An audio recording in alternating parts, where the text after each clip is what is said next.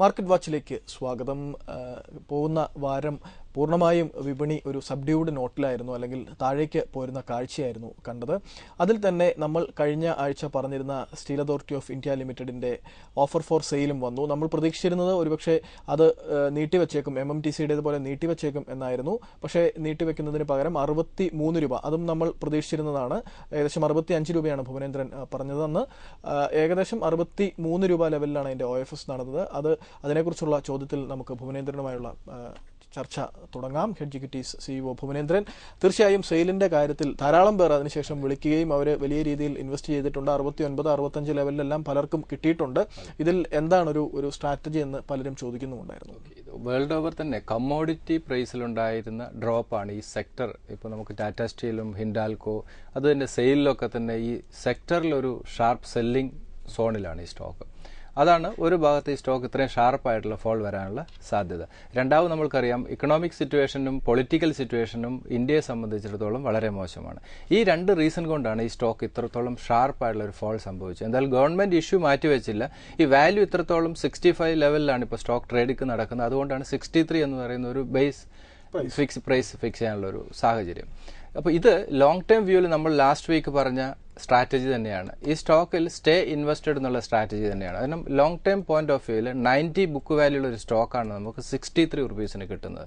എല്ലാ ഇൻവെസ്റ്റേഴ്സും ഇന്ത്യയുടെ തന്നെ ഏറ്റവും മേജർ ഒരു സ്റ്റീൽ മാനുഫാക്ചറിങ് കമ്പനിയാണ്. അപ്പോൾ അതുകൊണ്ട് തന്നെ ആ സ്റ്റോക്ക് എല്ലാ ഇൻവെസ്റ്റേഴ്സും എല്ലാ ഇൻഡിവിജ്വലും ഇവരുടെ പോർട്ട്ഫോളിയോയിൽ, ഞാൻ പറയുന്നത് എല്ലാവരും ചെറിയ രീതിയിലെങ്കിൽ ഈ സ്റ്റോക്ക് ഹോൾഡ് ചെയ്യുക എന്നുള്ളതാണ്. ഇപ്പോൾ 69 നിന്നും 63 അല്ലെങ്കിൽ 55 ലെവലിലേക്ക് പോയാൽ പോലും ഈ സ്റ്റോക്ക് പേടിക്കേണ്ട ആവശ്യമില്ല. കാരണം ഞാൻ പറയുന്നത് ഇനിയുള്ള ഓരോ കറക്ഷൻസും ഈ സ്റ്റോക്കിൽ ഇൻവെസ്റ്റ് ചെയ്യാനുള്ള ഓപ്പർച്യൂണിറ്റി തന്നെയാണ്. കാരണം 90 ബുക്ക് വാല്യൂ അത് തന്നെയാണ് ഇതിൻ്റെ ഏറ്റവും വലിയ പ്ലസ് പോയിന്റ് എന്ന് പറയുന്നത്. അതുപോലെ തന്നെ ഇന്ത്യയിൽ അതിൻ്റെ ഏറ്റവും വലിയ steel manufacturing company, world over ഡിമാൻഡുള്ളൊരു പ്രൊഡക്റ്റാണ്. അപ്പോൾ അതുകൊണ്ട് തന്നെ ഈ സ്റ്റോക്ക് ലോവർ ലെവലിലേക്ക് വരുംതോറും സ്റ്റേ ഇൻവെസ്റ്റഡ് എന്നുള്ള സ്ട്രാറ്റജി തന്നെയാണ് നല്ലത്. പിന്നെ ഒരു സ്റ്റോക്കും ഏറ്റവും ബോട്ടം ലെവലിൽ മേടിക്കണം എന്ന് നമ്മൾ വിചാരിക്കുന്നതിൽ കാര്യമില്ല. ഇപ്പോൾ ടാറ്റ മോട്ടോഴ്സ് അറിയാം, റീസെൻ്റ് ആയിട്ട് ലാസ്റ്റ് വീക്ക് 10% കറക്ഷൻ വന്നു. എന്താ റീസൺ? ചൈനയിൽ കൊണ്ടുവന്നിരിക്കുന്ന പുതിയ ഫ്യൂവൽ നോംസ് ചിലപ്പോൾ ഇവരെ സെയിൽസ് കുറയാനുള്ള സാധ്യത വിലയിരുത്തിക്കൊണ്ടാണ്. ഇതൊരു ഓപ്പർച്യൂണിറ്റിയാണ്. 260 ലെവലിലേക്ക് ടാറ്റ മോട്ടോഴ്സ് പോലെയുള്ള സ്റ്റോക്കുകൾ വരുന്നു. അതുപോലെ തന്നെയാണ് വേൾഡ് ഓവർ കമ്മോഡിറ്റി പ്രൈസിലുണ്ടായിരുന്ന ഡ്രോപ്പാണ് ഈ സെക്ടർ എല്ലാം തന്നെ ലോവർ ലെവലിലേക്ക് വരാൻ കാരണമായത്. അപ്പോൾ ഇതൊരു ഓപ്പർച്യൂണിറ്റി തന്നെയാണ്. സ്റ്റേ ഇൻവെസ്റ്റഡ് എന്നുള്ള സ്ട്രാറ്റജി തന്നെയാണ് നല്ലത്.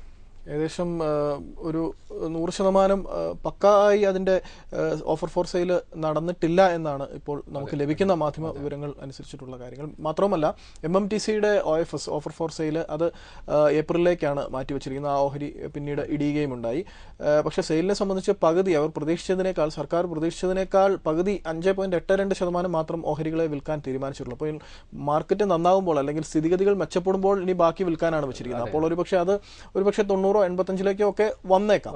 ഇനി മറ്റ് മേഖലകളിലേക്ക് നോക്കിയാൽ ഒരു ഇലക്ഷന്റെ മണം അടിച്ചു തുടങ്ങിയിട്ടുണ്ട്. കാരണം ഒരുപക്ഷെ നവംബർ ഡിസംബർ, ഇപ്പോൾ രാജ്യത്തെ ഏറ്റവും വലിയ ദേശീയ മാധ്യമങ്ങളിലെ പൊളിറ്റിക്കൽ എഡിറ്റേഴ്സ് പലരും സാധ്യത കൽപ്പിക്കുന്നത് ഒരു നവംബർ ഡിസംബർ പോൾസിലേക്കാണ്. കാരണം പ്രത്യേകിച്ചും രാജ്യം ഇന്ന് എന്തൊക്കെ നമ്മൾ പറഞ്ഞാലും ഒരു രാഷ്ട്രീയ അസ്ഥിരത നമ്മളെ തുറച്ചു നിൽക്കുന്നുണ്ട്. അതുകൊണ്ട് തന്നെ ഒരുപക്ഷെ ഒരു സോവറിൻ ഡെറ്റ് പ്രശ്നം ഉണ്ടാവുകയും അതുവഴി രാജ്യാന്തര ധനകാര്യ സ്ഥാപനങ്ങൾ ഏതെങ്കിലും തരത്തിൽ നമ്മളെ ഒരു ഡൗൺഗ്രേഡ് നമ്മളെ തുറച്ചു നോക്കുന്നുമില്ലേ? നവംബർ അല്ലെങ്കിൽ ഡിസംബർ ഇലക്ഷൻ എന്ന് പറയുന്നത് മാർക്കറ്റ് പ്രതീക്ഷിച്ചാണ്. ഇപ്പോൾ last week mainly 2 major negative ന്യൂസാണ്. പ്യൂർലി ഒരു ന്യൂസ് ഡ്രിവൺ മാർക്കറ്റായിരുന്നു. 2 മേജർ ന്യൂസ്. ഒന്ന് RBIയുടെ പോളിസി, അത് മാർക്കറ്റിന്റെ പ്രതീക്ഷിച്ചതിലും വളരെ മോശമായി. 25 ബേസിസ് പോയിന്റാണ് കട്ട് വന്നത്. രണ്ടാമത് DMK സെൻട്രൽ മിനിസ്ട്രിയിൽ നിന്നും വിഡ്രോ ചെയ്യുന്നു, മിനിസ്റ്റേഴ്സിനെ വിഡ്രോ ചെയ്യുന്നു ശ്രീലങ്കൻ പ്രശ്നത്തിൽ. ഇത് രണ്ടും നെഗറ്റീവാണ്. കാരണം ഒരു റിഫോംസുമായിട്ട് മുന്നോട്ട് പോകുന്ന ഗവൺമെന്റിനെ സംബന്ധിച്ച് ഒരു ടൈം ഫ്രെയിമിനുള്ളിൽ ഇത് തീർക്കുക എന്നുള്ളത് വളരെയധികം ബുദ്ധിമുട്ടിലായി. കാരണം ഇക്കണോമിക് ഗ്രോത്തിനെ പോലും ഇത് ഒരു പരിധി വരെ പുറകോട്ട് നയിക്കാനുള്ള സാഹചര്യം ഉണ്ടാകും. അപ്പോൾ അത് തീർച്ചയായിട്ടും സ്റ്റോക്ക് മാർക്കറ്റിൽ റിഫ്ലക്റ്റ് ചെയ്യും. അപ്പോൾ ഇമ്മീഡിയറ്റ് ഉണ്ടാകുന്ന ന്യൂസുകൾ സ്റ്റോക്ക് മാർക്കറ്റിന്, അതും മേജർ 2 ന്യൂസുകളാണ്, അത് സ്റ്റോക്ക് മാർക്കറ്റിനെ ഡയറക്റ്റ് ആയിട്ട് ഇമ്പാക്റ്റ് ക്രിയേറ്റ് ചെയ്ത ന്യൂസുകൾ തന്നെയായിരുന്നു. ഇപ്പോൾ സ്റ്റോക്കുകളിലൊക്കെ തന്നെ മിഡ് ക്യാപ്പിലൊക്കെ തന്നെ വളരെ ഷാർപ്പായിട്ടുള്ള ഫോൾ സംഭവിച്ചു. അതുപോലെ ലാർജ് ക്യാപ്പിലും അതേ രീതിയിലുള്ള ഫോൾ സംഭവിച്ചു. അപ്പോൾ വരും ദിവസങ്ങളിൽ ചെറിയ രീതിയിലുള്ള കറക്ഷൻ വരാൻ തന്നെയാണ് മാർക്കറ്റിൽ സാധ്യത. കാരണം വളരെ ഷാർപ്പായിട്ടുള്ള ഒരു പുൾ ബാക്കിനുള്ള പോസിബിലിറ്റി ഇപ്പോഴത്തെ രീതിയിൽ മാർക്കറ്റിൽ കാണുന്നില്ല. വരുന്നില്ല. കാരണം മേജർ നേരത്തെ പറഞ്ഞ പോലെ ട്രിഗർ ഒന്നും തന്നെയില്ല. ബഡ്ജറ്റിന് ശേഷം മേജർ ട്രിഗർ ഒന്നും ഇല്ലായിരുന്നു. അതിലുപരി വളരെ മേജറായിട്ടുള്ള 2 നെഗറ്റീവ് ന്യൂസ് വന്നു. മാർക്കറ്റിന്റെ പ്രതീക്ഷ എന്ന് പറയുന്ന RBIയുടെ പോളിസിയിൽ തന്നെയായിരുന്നു. അത് വളരെ നെഗറ്റീവായി. അതിനുശേഷമാണ് ഒരിക്കലും പ്രതീക്ഷിക്കാത്ത DMKയുടെ വിഡ്രോവൽ. അത് സെൻട്രൽ മിനിസ്ട്രിയുടെ നിലനിൽപ്പിനെ പോലും പ്രശ്നത്തിലാക്കി എന്നുള്ളതാണ്. ഇവിടെ നമ്മൾ ഈ സ്റ്റോക്കിന്റെ ഇത്രത്തോളം ഷാർപ്പായിട്ടുള്ള ഫാൾ വരുമ്പോൾ ഇവിടെ 2 ഗ്രൂപ്പ്, ബുൾ ഓപ്പറേറ്റേഴ്സും ബെയർ ഓപ്പറേറ്റേഴ്സും, നമ്മൾ ഒരു കാര്യം ശ്രദ്ധിക്കേണ്ടത്, എന്തുകൊണ്ട് ഇത്രത്തോളം ഷാർപ്പായിട്ടുള്ള ഫാൾ വരുന്നു? ഇങ്ങനെയുള്ള നെഗറ്റീവ് ന്യൂസസ് വരുമ്പോൾ ബെയർ ഓപ്പറേറ്റേഴ്സ് അതിശക്തമാണ്. ഇവരുടെ വാല്യുവേഷൻ അല്ല ഇമ്പോർട്ടൻസ്, കിട്ടുന്ന പ്രൈസിന്റെ സ്റ്റോക്ക് സെല്ല് ചെയ്ത് ലോവർ ലെവലിൽ മേടിക്കുക എന്നുള്ള സ്ട്രാറ്റജിയാണ് ഈ ഓപ്പറേറ്റേഴ്സ് ചെയ്യുന്നത്. അവർക്ക് ഫണ്ടമെന്റലോ ടെക്നിക്കലോ ഒന്നും അല്ല അവർ നോക്കുന്നത്. ഓവർ സപ്ലൈ വരുന്നു, സ്റ്റോക്ക് താഴേക്ക് വരുന്നു. റീറ്റെയിൽ ഇൻവെസ്റ്റേഴ്സ് എന്താണ് ചെയ്യേണ്ടത്? ഇപ്പോൾ കഴിഞ്ഞ ദിവസങ്ങളിൽ ഞാൻ നേരത്തെ പറഞ്ഞ ടാറ്റ മോട്ടോഴ്സ് സംഭവിച്ച പോലെയുള്ള ന്യൂസുകൾ, അതിന്റെ ക്ലാരിഫിക്കേഷൻസ് വന്നു. JLR ചൈനയിൽ പുതിയ പ്ലാന്റ് തുടങ്ങാൻ പോകുന്നു, അവിടെ ലോക്കൽ ടൈപ്പ് വരുന്നു, അത് പോസിറ്റീവാണ്. അതുപോലെ തന്നെ പെട്ടെന്ന് ഒരു ബ്രോക്കിംഗ് ഹൗസ് അതിന് ബൈ റെക്കമെൻഡേഷൻസ് കൊടുക്കുന്നു, വളരെ ഷാർപ്പായിട്ട് സ്റ്റോക്ക് തിരിച്ചു വരുന്നു. അതുപോലെ HDIയിൽ റേറ്റിംഗ് താഴ്ത്തി, 29% ആണ് HDIയിൽ ഷാർപ്പായിട്ടുള്ള ഫോൾ സംഭവിച്ചത്. അപ്പോൾ ഇങ്ങനെയുള്ള ന്യൂസുകളാണ് മാർക്കറ്റിനെ ഡ്രൈവ് ചെയ്ത് കൊണ്ടുപോകുന്നത്. അപ്പോൾ വാല്യുവേഷൻ വളരെ ഫെയർ വാല്യൂവിലേക്ക് വരുന്നു. ഇൻവെസ്റ്റേഴ്സിന്, അതാണ് പേഷ്യൻസ് കാണിക്കുന്ന ഇൻവെസ്റ്റേഴ്സിനെ സംബന്ധിച്ച് ഓപ്പർച്യൂണിറ്റി ഉണ്ട് എന്ന് പറയുന്നതാണ്. നമ്മൾ പേഷ്യൻസോടുകൂടി സ്റ്റോക്ക് മാർക്കറ്റിൽ വെയിറ്റ് ചെയ്യുക. ഇങ്ങനെയുള്ള എന്തെങ്കിലും ന്യൂസുകൾ പെട്ടെന്ന് വരുന്നു, മാർക്കറ്റിൽ വളരെ ഷാർപ്പായിട്ടുള്ള ഫോൾ സംഭവിക്കും. ആ സമയത്ത് ഇൻവെസ്റ്റ് ചെയ്യുക എന്നുള്ളതാണ്. ഇപ്പോൾ 5600 എന്ന് പറയുന്നത് നമ്മൾ പ്രതീക്ഷിച്ച ഒരു ലെവൽ തന്നെയാണ്. അപ്പോൾ മാക്സിമം മാർക്കറ്റിൽ ഉണ്ടാവുന്ന ഡൗൺ സൈഡ് റിസ്ക് നമ്മൾ 2-3 എപ്പിസോഡ് പറഞ്ഞ് 100 പോയിന്റിന്റെ ഒരു ഡൗൺ സൈഡ് റിസ്ക് ആണ് മാർക്കറ്റിലുള്ളത്. അപ്പോൾ ഇപ്പോഴത്തെ രീതിയിൽ റീറ്റെയിൽ ഇൻവെസ്റ്റേഴ്സ് സ്റ്റോക്ക് മാർക്കറ്റ് നല്ല സ്റ്റോക്കുകൾ അക്യുമുലേറ്റ് ചെയ്യാനുള്ള ഒരു ഓപ്പർച്യൂണിറ്റി തന്നെയാണ് നമ്മുടെ മുന്നിലുള്ളത്. കാരണം ഗവൺമെന്റ് ഇമ്മീഡിയറ്റ് താഴെ പോകാനുള്ള സാധ്യത കുറവാണ്. സനൽ നേരത്തെ പറഞ്ഞതുപോലെ വേൾഡ് ഗ്ലോബലി ഇന്ത്യയുടെ റേറ്റിംഗ് കുറയ്ക്കാനുള്ളൊരു സാധ്യത, ആ സാധ്യത കുറവാണ്. കാരണം എനിക്ക് തോന്നുന്നു സെൻട്രൽ ഗവൺമെൻറ് ഒരു ഇലക്ഷനെ ഫേസ് ചെയ്യാൻ പോകുന്ന സാഹചര്യത്തിൽ അവർ വളരെ എഫക്റ്റീവായിട്ടുള്ള മെഷേഴ്സ് ചിദംബരവും മൻമോഹൻ സിംഗും എടുക്കുമെന്നാണ് ഞാൻ പ്രതീക്ഷിക്കുന്നത്. അപ്പോൾ ഇതൊക്കെ ഇമ്മീഡിയറ്റ് ഒരു ഇമ്പാക്റ്റ് സ്റ്റോക്ക് മാർക്കറ്റിൽ ക്രിയേറ്റ് ചെയ്യുള്ളൂ. അപ്പോൾ റിഫോംസ് ആയിട്ട് മുന്നോട്ട് പോകാനും ഇപ്പോൾ FISനെ അട്രാക്ട് ചെയ്യാനുള്ള മെഷേഴ്സ് എടുക്കും. ഇപ്പോൾ ലാസ്റ്റ് വീക്ക് തന്നെ FIS 2600 crore ബൈയിങ് സൈഡിലാണ്, ഡൊമസ്റ്റിക് ഇൻസ്റ്റിറ്റ്യൂഷനാണ് സെല്ലിംഗ് സൈഡിൽ. അതേസമയം ശ്രദ്ധിക്കേണ്ട ഒരു ഫിഗർ എന്ന് പറയുന്നത് ഇൻഡെക്സ് ഫ്യൂച്ചറിലും ഇൻഡെക്സ് ഓപ്ഷനിലും സ്റ്റോക്ക് ഫ്യൂച്ചറിലും സ്റ്റോക്ക് ഓപ്ഷനിലും സെല്ലിംഗ് സൈഡാണ്. അപ്പോൾ അവിടെ ഒരു ഹെഡ്ജിങ് സ്ട്രാറ്റജി ആയിരിക്കാം FIS എടുത്തിരിക്കുന്നത് എന്നാണ് നമ്മൾ മനസ്സിലാക്കുന്നത്. ഇവിടെ അട്രാക്ഷൻ എന്ന് പറയുന്നത് വാല്യുവേഷനാണ്. വാല്യുവേഷൻ വളരെ ഫെയർ വാല്യൂവിലാണ്. സ്റ്റോക്ക് മാർക്കറ്റ് എന്ന് പറയുന്നത് നമ്മൾ അടുത്ത 6 മാസത്തേക്കോ 1 വർഷത്തേക്കോ ഉള്ളതല്ലല്ലോ. അപ്പോൾ ഫെയർ വാല്യൂവിലേക്ക് സ്റ്റോക്ക് വന്നിരിക്കുന്നു, അല്ലെങ്കിൽ ഒരു ഡിസ്കൗണ്ട് വാല്യൂവിലേക്ക് സ്റ്റോക്ക് വന്നിരിക്കുന്നു. വേറൊരു റീസൺ എന്ന് പറയുന്നത്, ഇപ്പോൾ ശ്രദ്ധിക്കേണ്ട ഒരു കാര്യമെന്ന് നമ്മൾക്ക് പറയേണ്ടത്, ഇക്കണോമിക് സിറ്റുവേഷനിൽ ചെറിയൊരു മാറ്റം സംഭവിച്ചു. കാരണം കഴിഞ്ഞ 2 ആഴ്ച മുമ്പുള്ള ഒരു എക്കണോമിക് സിറ്റുവേഷൻ അല്ല ഇന്ന്. കാരണം സെൻട്രൽ മിനിസ്ട്രി ചെറിയൊരു ഫെയറിലാണ്. അതുകൊണ്ട് തന്നെ എക്കണോമിക് പോളിസികൾ എടുക്കുമ്പോൾ ചില ചേഞ്ചസ് വരാം. അത് ചിലപ്പോൾ നമ്മളെ ഗ്രോത്തിനെ എഫക്റ്റ് ചെയ്യാനുള്ള സാധ്യതയുണ്ട്. അതുകൊണ്ട് എനിക്ക് 1-2 ആഴ്ച ഒരു watch and wait and watch പോളിസിയിലേക്ക് പോകുന്നതായിരിക്കും നല്ലത്. നല്ല ചില ഓഹരികളെങ്കിലും താഴെ ലഭിക്കുന്നത് വാങ്ങുകയും ചെയ്യും. തീർച്ചയായിട്ടും. നമുക്ക് ബിജേഷിന്റെ ചോദ്യം പരിശോധിക്കാം. അദ്ദേഹം ഏറ്റവും മികച്ച ബ്ലൂ ചിപ്പ് ഓഹരികൾ എന്ന് പറയാവുന്ന ഒരു പോർട്ട്ഫോളിയോ ആണുള്ളത്. L&T, പെട്രോനെറ്റ്, ഒപ്പം LIC Housing finance, IRB infra, അവസാനമായി ഭാരതി എയർടെൽ. ഇതിൽ ഇപ്പോൾ LIC നമ്മളിപ്പോൾ ഇതിനകത്ത് L&T ലാസൻ ആൻഡ് ടൂബ്രോ കഴിഞ്ഞ ഫാൾ എന്ന് പറയുന്നത് 1360 വന്നതിന് ശേഷം വളരെ ഷാർപ്പ് 1500 മുകളിലേക്ക് പോയതാണ്. എഗെയിൻ ഓരോ ഓപ്പർച്യൂണിറ്റി ഇൻവെസ്റ്റേഴ്സിന്റെ മുന്നിലേക്ക് വന്നിരിക്കുകയാണ്. 1350, 1300 എന്ന് പറയുന്നതാണ് 2 സപ്പോർട്ട് ലെവലാണ്. അതൊരു ഇൻവെസ്റ്റ്മെന്റ് ഓപ്പർച്യൂണിറ്റി തന്നെയാണ് L&T സംബന്ധിച്ച്. 1520 ആണ് എഗെയിൻ ഒരു മേജർ റെസിസ്റ്റൻസ് ആയിട്ട് ഹോൾഡ് ചെയ്യുന്നത്. ദെൻ പെട്രോനെറ്റ് LNG ആണ് വളരെ ഫെയർ വാല്യൂയിലേക്ക് സ്റ്റോക്ക് മൂവ് ചെയ്തിരിക്കുകയാണ്. 134 എന്ന് പറയുന്നത് വളരെ സ്ട്രോങ് സപ്പോർട്ട് സോണും ഫെയർ അല്ലെങ്കിൽ ഒരു ഡിസ്കൗണ്ട് വാല്യൂയിലാണ് സ്റ്റോക്ക് ഇപ്പോൾ മൂവ് ചെയ്യുന്നത്. അത് ഇൻവെസ്റ്റേഴ്സ് മാക്സിമം പോർട്ട്ഫോളിയോയിൽ പെട്രോനെറ്റ് LNG കൊണ്ടുവരിക എന്നുള്ള സ്ട്രാറ്റജിയാണ് നല്ലത്. സെക്കൻഡ് സപ്പോർട്ട് എന്ന് പറയുന്നത് 128 ലെവലാണ്. 154 ആണ് സ്റ്റോക്കിൽ ഇമ്മീഡിയറ്റ് വരാവുന്ന ഒരു resistance. Then LIC Housing finance വളരെ ഫെയർ വാല്യൂയിലേക്ക് വന്നു. 214 ലെവലിലാണെന്നാണ് എനിക്ക് തോന്നുന്നത് ഇപ്പോഴത്തെ ക്ലോസിംഗ് പ്രൈസ്. 207, 196 ഈ സ്റ്റോക്കിൽ ഒരു ഇൻവെസ്റ്റ്മെന്റ് അഡ്വൈസബിൾ ആണ്. 207, 196 2 സപ്പോർട്ട് ലെവലാണ്. 240 ആണ് സ്റ്റോക്കിൽ ഇമ്മീഡിയറ്റ് വരാവുന്ന റെസിസ്റ്റൻസ്. ദെൻ IRB ഇൻഫ്രയാണ് 103, 96 ഒരു മേജർ ഇൻഫ്രാസ്ട്രക്ചർ കമ്പനിയാണ്. റോഡ്, ബ്രിഡ്ജ് എല്ലാ സെഗ്മെന്റിലും വളരെ ശക്തമായിട്ടുള്ള സാന്നിധ്യമുള്ള ഒരു സ്റ്റോക്ക് തന്നെയാണ്. 133 ആണ് സ്റ്റോക്കിൽ ഇമ്മീഡിയറ്റ് വരാവുന്ന റെസിസ്റ്റൻസ്. ലോവർ ലെവലിൽ 2 entry level 103, 96 major 2 support zone. Valuation വളരെ ഫെയർ ആണ്. ദെൻ ഭാരതി എയർടെല്ലാണ് 284, 270 എന്ന് പറയുന്നത് മാർക്കറ്റിൽ എനിക്കൊന്ന് 5500 നിഫ്റ്റി വരികയാണെങ്കിൽ മാത്രമേ ആ ഒരു ലെവൽ പ്രതീക്ഷിക്കാൻ സാധിക്കുകയുള്ളൂ. ഈവൻ കറണ്ട് ലെവൽ 284, 290 എന്ന് പറയുന്ന ലെവൽ സേഫ് ആയിട്ടുള്ള ഒരു എൻട്രി ലെവൽ തന്നെയാണ്. ഭാരതി എയർടെൽ 330 ആണ് സ്റ്റോക്കിൽ ഇമ്മീഡിയറ്റ് വരാവുന്ന റെസിസ്റ്റൻസ്. നമുക്ക് ഇടവേളയ്ക്ക് ശേഷം തിരികെ വരാം. മാർക്കറ്റ് വാച്ച് തുടരുന്നു. 2 ഓഹരികൾ വളരെ ശ്രദ്ധയാകർഷിക്കുന്നു. ഒന്ന് കെയ്ൻ. മുൻപൊരു മാർക്കറ്റ് വാച്ചിന്റെ എപ്പിസോഡിൽ പൂനേന്ദ്രൻ പറയുകയുണ്ടായി 280 ലെവൽ അതിൽ വരെ വേണമെങ്കിൽ വരാമെന്ന്. ഇപ്പോൾ അതിലും താഴേക്ക് വന്നിട്ടുണ്ട്. 52 ആഴ്ചയിലെ താഴ്ന്ന നിലവാരമാണ്. 277 മറ്റുമാണ് അതിന്റെ ക്ലോസിംഗ് കെയ്ണിന്റെ. മറ്റൊന്ന് സ്റ്റേറ്റ് ബാങ്ക് ഓഫ് ഇന്ത്യ. അത് ആക്സിസ് ബാങ്കും അല്ലെങ്കിൽ HDFC ബാങ്ക്, ICICI ബാങ്ക് തുടങ്ങിയവ കോബ്ര പോസ്റ്റിന്റെ ആ സ്റ്റിംഗ് ഓപ്പറേഷന് ശേഷം, മണി ലോണ്ടറിംഗ് പ്രശ്നത്തിന് ശേഷം അത് താഴെ വന്നപ്പോൾ എല്ലാവരും പെട്ടെന്ന് സ്വിച്ച് ചെയ്ത ഒരു ബാങ്കായിരുന്നു SBI. എല്ലാ അനലിസ്റ്റുകളും റെക്കമെൻഡ് ചെയ്യുന്നുണ്ടായിരുന്നു. പക്ഷേ ഇപ്പോൾ അത് താരതമ്യേന നല്ല ഒരു ലെവലുകളിലേക്ക് താഴ്ന്നിട്ടുണ്ട്. ഇതിൽ 2 കാര്യത്തിലും 2 ഓഹരികളിലും എങ്ങനെയാണ് നിക്ഷേപകൻ സമീപിക്കേണ്ടത്? ഇത് കെയ്ൻ ഷോർട്ട് ടൈം നെഗറ്റീവാണ്. ഇവിടെ കെയ്ൻ എന്തുകൊണ്ട് 280 വന്നു അല്ലെങ്കിൽ 276 വന്നു എന്ന് നമ്മൾ അനലൈസ് ചെയ്യണം. ഒന്ന്, ലാസ്റ്റ് വീക്ക് 2 മേജർ ന്യൂസ് ഞാൻ നേരത്തെ പറഞ്ഞു. ഒരിക്കലും നമ്മൾക്ക് പ്രതീക്ഷിക്കാൻ സാധിക്കില്ല DMK സെൻട്രൽ മിനിസ്ട്രിക്കുള്ള സപ്പോർട്ട് വിഡ്രോ ചെയ്യുന്നു.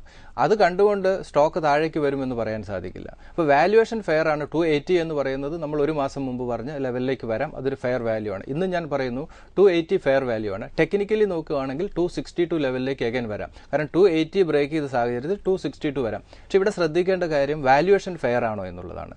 കെയ്നെ സംബന്ധിച്ച് ലോങ് ടൈം ഒരു ബെറ്റ് തന്നെയാണ്. ഷോർട്ട് ടൈം നെഗറ്റീവ് ആണ്. കാരണം ഓവറോൾ എല്ലാം നെഗറ്റീവ് ന്യൂസ് ആണ്. അതുകൊണ്ട് സ്റ്റേ ഇൻവെസ്റ്റഡ് എന്നുള്ള സ്ട്രാറ്റജി തന്നെയാണ് Kane. State bank of India വളരെ സേഫ് ആയിട്ടുള്ളൊരു ബാങ്കിങ് സ്റ്റോക്ക്. ലാസ്റ്റ് മാർക്കറ്റ് 5700 വന്ന സമയത്ത് അഗൈൻ 230 ലെവലിൽ വന്നതായിരുന്നു ഈ സ്റ്റോക്ക്.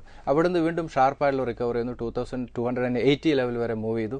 ദെൻ അതിനുശേഷം വന്നിരിക്കുന്ന RBIയുടെ പോളിസിക്ക് ശേഷവും ഈ ഗവൺമെന്റിൽ ഉണ്ടായിരിക്കുന്ന ഇഷ്യൂവിന് ശേഷം വളരെ ഷാർപ്പായിട്ടുള്ള കറക്ഷൻ വന്നിരിക്കുകയാണ്. ഫെയർ വാല്യൂവിലാണ്. അടുത്തൊരു സപ്പോർട്ട് എന്ന് പറയുന്നത് 2020 ആണ്. ദെൻ 1951. ഈ സ്റ്റേറ്റ് ബാങ്ക് ഓഫ് ഇന്ത്യയുടെ ഒക്കെ ഒരു ട്രാക്ക് നമ്മൾ എടുക്കുകയാണെങ്കിൽ, ഇതിൻ്റെ ഒരു ചാർട്ട് 1 ഇയർ ചാർട്ട് എടുക്കുകയാണെങ്കിൽ ഇൻവെസ്റ്റേഴ്സിനെ സംബന്ധിച്ച് വളരെയധികം ഓപ്പർച്യൂണിറ്റീസ് കൊടുത്തൊരു സ്റ്റോക്കാണ്. അപ്പോൾ സ്റ്റോക്കിൽ ഇങ്ങനെയുള്ള ഓപ്പർച്യൂണിറ്റി വരുമ്പോൾ നമ്മൾ അത് ഇൻവെസ്റ്റ് ചെയ്യുക. ഈ റിലീഫ് റാലി കിട്ടും. ഇപ്പോൾ 5600, 5500 മേജർ ഒരു സപ്പോർട്ട് സോൺ എന്ന് പറയുന്നത് 5500 ആണ്. പക്ഷേ ഇപ്പോഴത്തെ രീതിയിൽ ഈ ഒരു 5500 പോകാനുള്ള സാധ്യത പോലും കുറവാണ്. 5600 എന്ന് പറയുന്ന മേജർ ഒരു സപ്പോർട്ട് സോണാണ്. അതൊരു ഫെയർ വാല്യൂ അല്ലെങ്കിൽ ചീപ്പർ വാല്യുവേഷനിലേക്ക് പല സ്റ്റോക്കുകളും വരും. ഇവിടെ റീറ്റെയിൽ ഇൻവെസ്റ്റേഴ്സ് ചെയ്യേണ്ട കാര്യം എന്താണെന്ന് വെച്ചാൽ ആ സ്റ്റോക്കിൽ ഇൻവെസ്റ്റ് ചെയ്യുക എന്നുള്ളതാണ്. ഞാൻ ഇതിനു മുമ്പ് തന്നെ പലപ്പോഴും സ്റ്റോക്ക് മാർക്കറ്റിലുള്ള ഈ അപ്സ് ആൻഡ് ഡൗൺസ് എന്ന് പറയുന്നത് ന്യൂസ് ഡ്രിവൺ ആണ് പലപ്പോഴും. ഇവിടെ 2 ഓപ്പറേറ്റേഴ്സ് നമ്മൾ റീറ്റെയിൽ ഇൻവെസ്റ്റേഴ്സിന് അറിയാം. ഇതിനിടയിൽ നമ്മൾ പോയി ഈ 2 മുട്ടനാടുകളിൽ സ്ഥിതി പറഞ്ഞ പോലെയാണ്, പഴയ കഥകൾ പറഞ്ഞ പോലെയാണ്. ഇവരുടെ ഓപ്പറേഷനാണ്. ഈ ഓപ്പറേഷനിൽ നമ്മൾ റീറ്റെയിൽ ഇൻവെസ്റ്റേഴ്സ് അതിന് പുറകെ പോകാൻ ശ്രമിക്കരുത്. ഇവിടെ വരുന്ന ഓപ്പർച്യൂണിറ്റി എടുക്കുക എന്നുള്ളതാണ്. ഇപ്പോൾ കഴിഞ്ഞ ദിവസങ്ങളിൽ ഉണ്ടായിരിക്കുന്ന നെഗറ്റീവ് ന്യൂസ്, ആ ന്യൂസിൽ ഫണ്ടമെന്റലി സ്റ്റോക്കുകൾക്ക് ഒന്നും സംഭവിച്ചിട്ടില്ല. ഈ സ്റ്റോക്കിൽ ഷാർപ്പായുള്ള കറക്ഷൻ സംഭവിച്ചു. അപ്പോൾ ആ സ്റ്റോക്കിൽ ഇൻവെസ്റ്റ്മെന്റ് നടത്തുക. ഇപ്പോൾ നമുക്ക് പ്രൈവറ്റ് സെക്ടർ ബാങ്കുകൾ, ICICI ബാങ്ക് വളരെ ഫെയർ വാല്യൂലാണ്. 1030 എന്ന് പറയുന്നത് വളരെ സേഫ് ആയിട്ടുള്ള ഒരു ലെവലാണ്. എനിക്ക് തോന്നുന്നു 996 ആണ് ICICI ബാങ്കിന്റെ ഒരു മേജർ സപ്പോർട്ട്സ് ഉണ്ട്. 1000 ലെവൽ സേഫ് ആയിട്ടുള്ള ഒരു ബെറ്റാണ്. അതുപോലെ axis bank, yes bank 430 level safe ആയിട്ടുള്ള എൻട്രി ലെവലാണ്. അപ്പോൾ ഇങ്ങനെയുള്ള സ്റ്റോക്കുകൾ, ഇതാണ് ഓപ്പർച്യൂണിറ്റി എന്ന് പറയുന്നത്, ഇൻവെസ്റ്റേഴ്സിന് മുന്നിലേക്ക് വന്നിരിക്കുകയാണ്. അത് മാക്സിമം ക്യാപിറ്റലൈസ് ചെയ്യുക എന്നുള്ളതാണ് റീറ്റെയിൽ ഇൻവെസ്റ്റേഴ്സ് ചെയ്യേണ്ടത്. നമുക്ക് കേശവദാസ് അദ്ദേഹത്തിന്റെ ചോദ്യം, അദ്ദേഹം കഴിഞ്ഞ വാരങ്ങളിലെ മാർക്കറ്റ് വാച്ചിലെ call and put option strategy അത് ചെയ്ത് അദ്ദേഹത്തിന് പണമൊക്കെ ലഭിച്ചതായി അറിയിക്കുന്നുണ്ട്. ഒപ്പം തന്നെ മിഡ് ക്യാപ്പ് ഓഹരികൾ അദ്ദേഹം ലോങ് ടൈം ഇൻവെസ്റ്റ്മെന്റിന് ആഗ്രഹിക്കുന്നുണ്ട്. അപ്പോൾ ഏതെല്ലാം മിഡ് ക്യാപ്പ് ഓഹരികളാണ് സജസ്റ്റ് ചെയ്യാൻ പറ്റുക എന്നാണ് ചോദ്യം. ഇതിൽ ഞാൻ ആദ്യം പറഞ്ഞ യെസ് ബാങ്ക് ആണ്.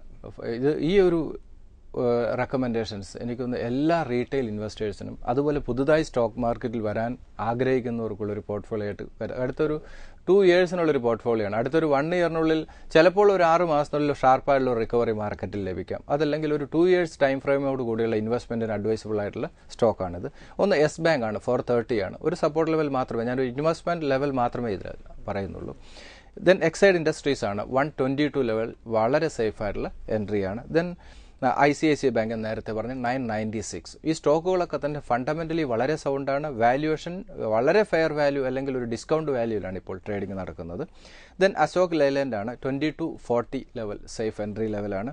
Then Mahindra and Mahindra M&M finance ആണ് 180 level. Then Godrej properties 500 level safer entry level തന്നെയാണ്. ദെൻ പെട്രോനെറ്റ് LNG ഓൾറെഡി നമ്മൾ ഡിസ്കസ് ചെയ്താണ് 134 ലെവൽ. പെട്രോനെറ്റ് LNG സേഫർ ഒരു ബൈങ് ആണ്. ദെൻ ഹിന്ദുസ്ഥാൻ സിങ്ക് ആണ് 105 ലെവൽ, ഫണ്ടമെന്റലി സൗണ്ട് ആണ്. Then south Indian bank 21 level safer, ഒരു major support zone തന്നെയാണ് സൗത്ത് ഇന്ത്യൻ ബാങ്കിന്റെ 21 ലെവൽ. അത് റീറ്റെയിൽ ഇൻവെസ്റ്റേഴ്സിന് ഇൻവെസ്റ്റ്മെന്റ് അഡ്വൈസബിൾ ആണ്. ദെൻ KPIT കുമിൻസ് ആണ് 95 level. Then TCS 1460 level safer entry level തന്നെയാണ്.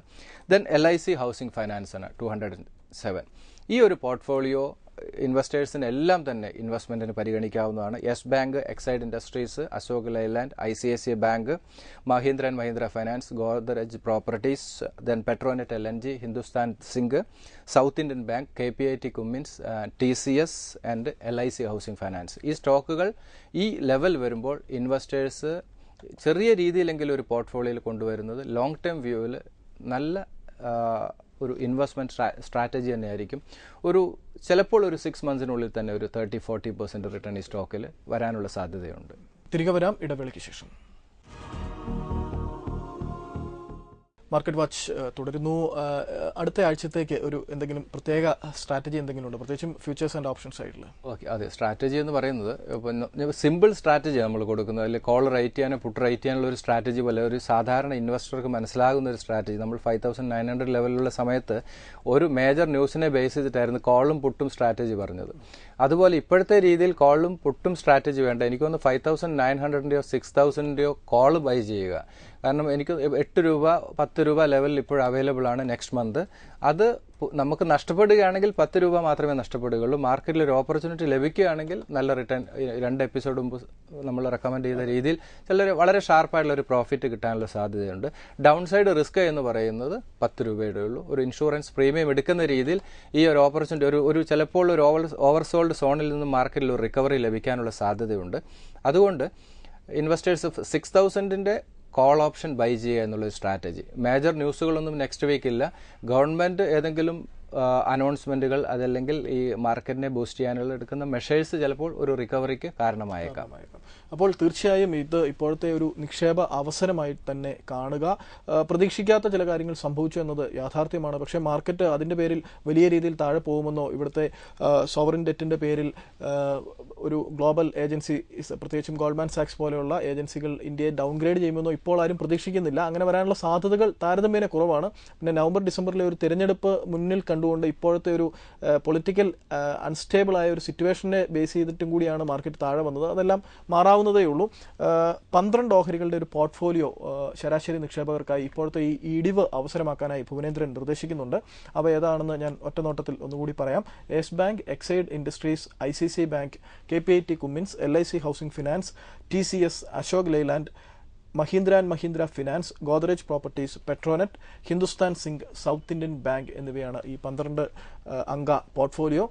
ഈ ഓഹരികളെല്ലാം തന്നെ വളരെ ചീപ്പ് വാല്യുവേഷനിൽ ഇപ്പോൾ ലഭ്യമാണ്. ഇത്തരം ഓഹരികൾ ഇപ്പോൾ വാങ്ങാം. ഒരു 5-6 മാസത്തിന് ശേഷം 30-40% അപ്രീസിയേഷൻ ഇവിടെ നിന്ന് ലഭിക്കാനുള്ള സാധ്യത വളരെ കൂടുതലുമാണ്. അടുത്ത ആഴ്ച കാണാം. നന്ദി, നമസ്കാരം.